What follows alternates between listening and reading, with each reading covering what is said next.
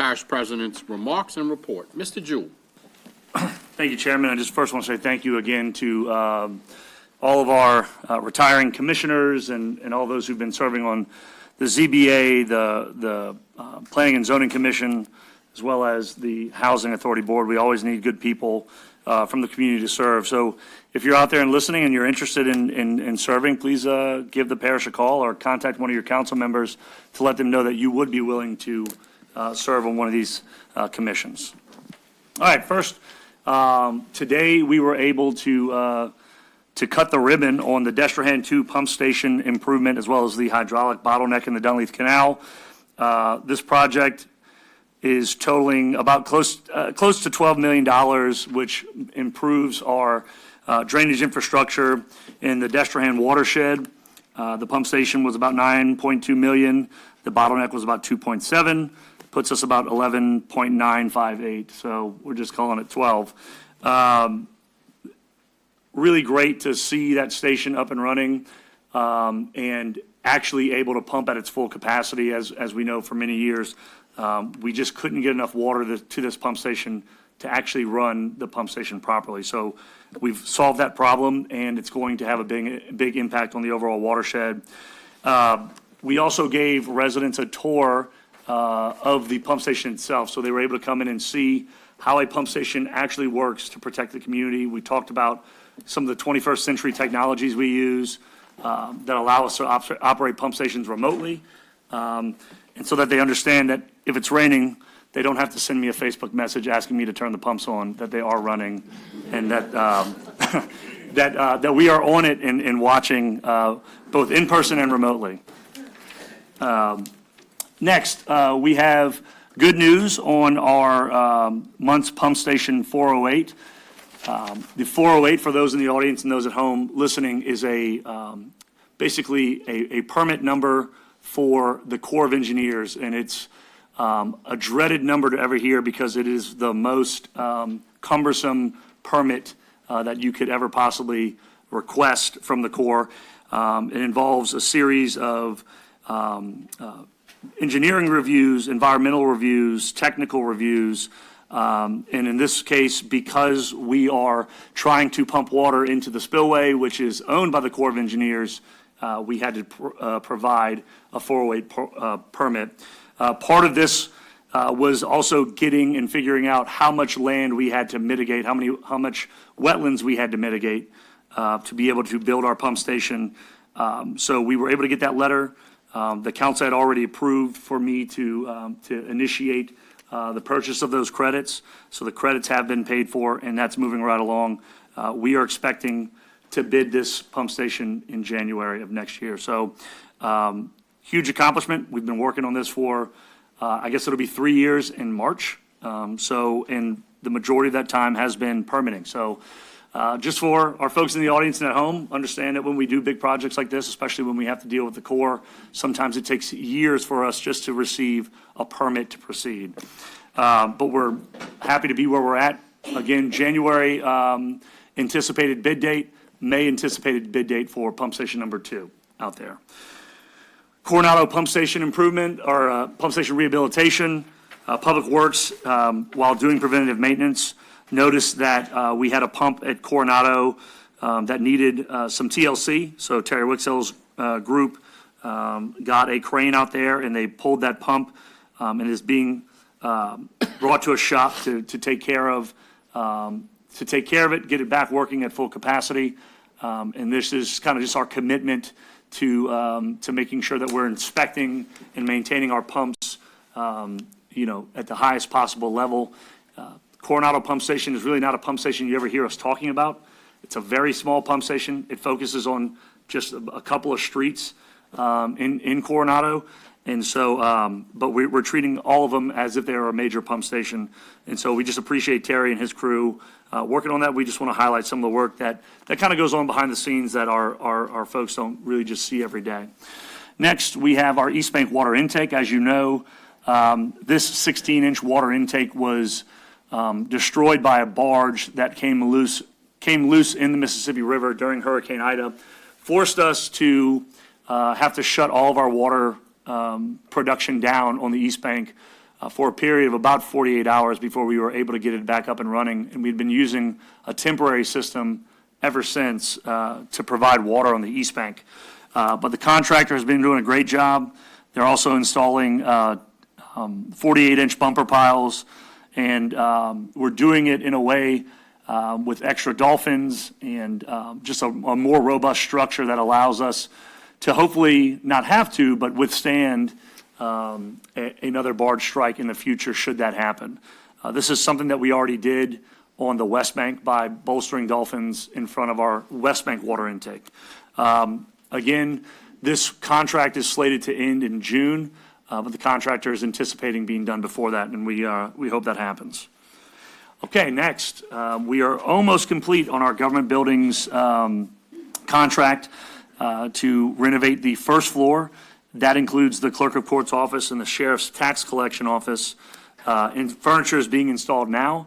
Obviously, next week will be a little bit of a short week, and so they're anticipating all of those folks who are currently in temporary offices to move back in the first week of January. So we're excited to have all of those folks back in the building. Again, once this is done, this will mark the last project of the courthouse. You'll have all 3 floors of the courthouse that have been renovated. As you know, we completed the second floor renovation of the judges' chambers and courtrooms just at the end of last year. Okay, over to animal control. Our animal control officers have been working on community outreach with pet visits to Mimosa Park, Ethel Scheffner, East Bank, and West Bank Head Start, Luling Elementary, St. Rose Elementary, Norco Elementary, Hawnville High School. This outreach program is to help educate our younger residents on how to be responsible pet owners and to even pursue a career in animal control or veterinary medicine. We've also received a $25,000 grant from the ASPCA for disaster response and capacity building, plus $10,000 from Petco for community spay and neuter. And that's a great program that allows us to make sure we're spaying and neutering pets that come through the animal shelter. Recent procurement training. Our procurement office recently sent 2 staff members to a state conference to learn from professionals about the National Institute for Public Procurement. Alice and Samantha learned as presenters, provided updates to Louisiana public bid law, and expanded our professional network, as well as gaining new perspective by speaking with subject matter experts in other Louisiana parishes and municipalities. As you all know, we are trying to move our procurement office to be more of a true centralized procurement office, and that is well underway. We should be seeing a huge step towards that in January. And I want to thank Brenda Campos, who I think was here earlier. There she is, Brenda. Thank you, Brenda, for all your work to drive us in that direction. All right. The West Bank Bridge Park redesign and refurbishment was recognized by the Louisiana Recreation and Parks Association as the prestigious Outstanding Park and Facility Design Award for Class 2 at its annual conference this past November. This award recognizes the first improvements that have been made since the park was built in 1985, and it highlights the park's exceptional design, bringing the first turf fields to the parish. We're very excited about how this project turned out. And as you know, we have this same project going on at the East Bank Bridge Park. If you've passed by the East Bank Bridge Park, it's a total mess, but it's usually that way until it's not a mess and it comes together. As you know, we have an ordinance on the council agenda tonight to do the lighting portion of that project, just like we did on the West Bank with the lighting portion there. So we're excited to see this. You also saw some land clearing activity that we've been doing at the East Bank Bridge Park. We will be accepting dirt, additional dirt that would normally have been hauled off or disposed of on this property, and the council has approved an appropriation of money to build an East Bank gymnasium at the East Bank Bridge Park that will be able to house multiple basketball courts and other types of courts for our residents. As you know, it's incredibly hard for us during basketball season and other, volleyball season to be able to have enough gym space for the nearly 1,000 athletes that we have playing basketball this year. And so as we are very grateful for the school's willingness to allow us to use it, we also know that the schools have their own programs that they have to use those gyms for. So we're going to kind of strike a balance here between having some facilities of our own and also continuing to use the school's facilities, but having this flex space will definitely alleviate a lot of pressure and get our basketball teams practicing inside, and we'll never have to be scrounging or flexing for games. So we're excited about this and the preparation that we're doing at East Bank Bridge Park, but we want to say congratulations to the Recreation Department for winning this award. In addition to that, we had some new signage installed outside of the West Bank Bridge Park, a digital sign which is at the exit of the I-310 ramp to advertise parish events, other community events that will be happening. And this takes away from having to do one-time signs, hanging signs on our new fence. It also allows us during times of emergency to display emergency messages as well. So we're excited about this. One last piece of the project, they're going to be installing 2 capstones on either side of those brick columns there. So not quite finished yet, but Darren assures me and Dwayne assures me that those capstones are on the way. All right.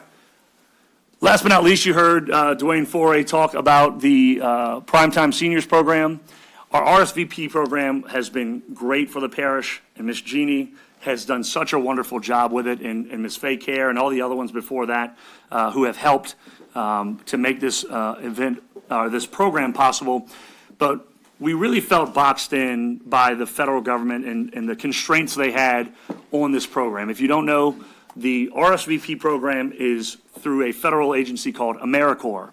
And AmeriCorps, we would apply for a grant every 3 years or so and have to follow kind of the constraints of AmeriCorps. We think the volunteer portion of it's great, but we want to be able to kind of spread our wings, focus on SCP seniors only instead of working with the St. John and St. James seniors as well, and be able to really stretch the programming that we're doing. So we're keeping the volunteerism portion of the program. We know that those folks are going to be kind of our foundation that we can build upon. We're going to be having our senior bowling. We want to do things like the recreational beanbag baseball, chair volleyball, walking clubs, educational events, technology events, as well as programs geared towards outdoor community gardens. And this kickoff event that we're holding in January from 10 a.m. to 9 p.m. at the Edward A. Dufresne Community Center is really just to hear from our seniors, because we are going to build this program around the things that they want to do, and we think it's going to be a big success. Seniors make up 55 and older, probably our largest demographic in the parish. Our parish's median age is about 38 and a half years old. So we know we have about 12 to 13,000 people who fall in this 55-year-old or older category. Yet the number of people who participate in RSVP and some of these other programs that we have is very limited. So we think we have the ability to reach so many people within the parish, and by building a diverse offering of programs, we know that there will be something for everybody. You know, we are saying that since we've included Super Tots now, which allows our youngest residents to start recreation at 3 years old, we will be able to keep someone in the recreation program from 3 years old to 103 years old, hopefully. Cradle to grave for recreation. That's what we're doing. And so we're really just excited about that. If residents want to sign up for this event, we ask them to go to scpprimetimekickoff.com. I'm sorry, kickoff.eventbrite.com. It's right there on the bottom of the screen. We've shared this as well in the water bill inserts. And again, we are just very excited to see this and build upon it each year, and we are appreciative of the council for supporting that. All right, as a part of wrapping that into prime time, we'll go to the next slide here. Our senior Christmas social we held last week was a huge success. We had seniors all across the parish who spent the morning with us. They enjoyed lunch, dancing. They took pictures with Santa. This event always is very popular, and we appreciate all of our sponsors who really make this possible, and all of our SCP staff and Parish Council members who come and help and volunteer to pass out food. a great event every year to really kick off and spread the Christmas cheer throughout the parish. All right. All right. SCP Toy and Gift Fund. Our Toy and Gift Fund was held this past Saturday. Again, a huge success. The line was literally out of the door at the community center all the way to Edward A. Dufresne Parkway at one point in time. We had nearly 1,400 children ages 0 to 14 who came in, they gave letters to Santa, took pictures with Santa. They were able to pick out toys, books. They entered into a raffle for bicycles. Valero served over 250 pounds of jambalaya. So just a fantastic way for us to get into the holiday spirit, and is only possible because of all of the sponsors like Valero and the United Way and Toys for Tots and many others who make this possible for us. So we really do live in really the best parish that we are able to do this. When we post this on Facebook, other parish presidents text me and call me like, how did you do that? We're very jealous of that. And, I tell them that every time that they shun industry in their parish, I just tell them to call me, because we will hopefully try to help them in a way that allows for us to keep giving back to our community in as many ways as possible. Really want to say thanks to Ms. Jeannie Araby and her volunteers. They do so much to check people in and keep these lines moving. The council members, again, who were there, who helped the same way, checking people in and keeping these lines moving, passing out jambalaya, Valero, and we will be ready to do it again next year. So thanks for all y'all do, and it's always great to just see the kids' smiling faces as they go through and pick a toy. All right, this will be my last parish president's report, just for 2024. Y'all will be stuck with me for 3 more years. And so just want to say Merry Christmas to all the council members, to all of the staff, to the residents, as well as a Happy New Year. And just a reminder that Christmas Day and New Year's are trash collection days. So be on the lookout for information about trash collection. Every year we get questions about will trash be picked up on those days. And so we will be putting out information to let you know when trash collection will be, will not be, and when it will resume. And that concludes my report.